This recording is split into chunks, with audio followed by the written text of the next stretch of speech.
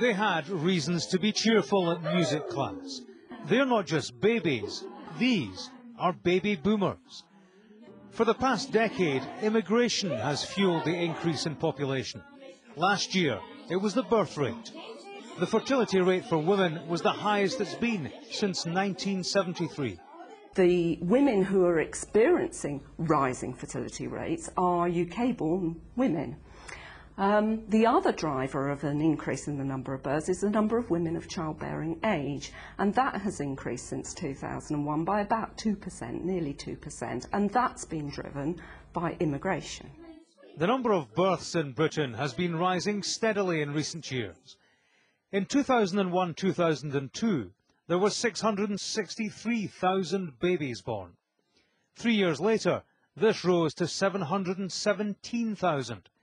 Today's figures show that last year the number of babies born stood at 791,000.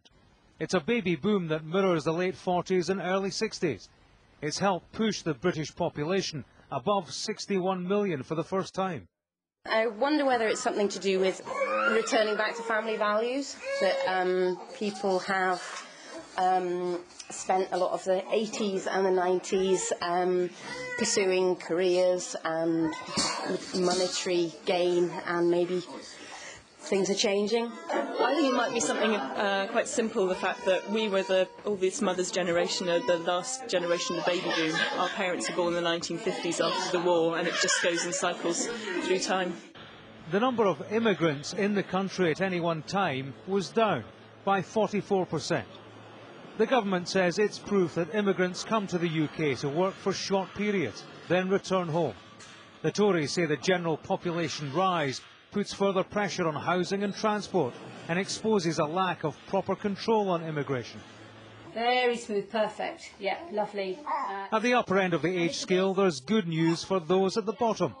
People are living longer in Britain. The number of people over 85 stands at a record 1.3 million, 2% of the population as a whole. James Matthews, Sky News, Edinburgh.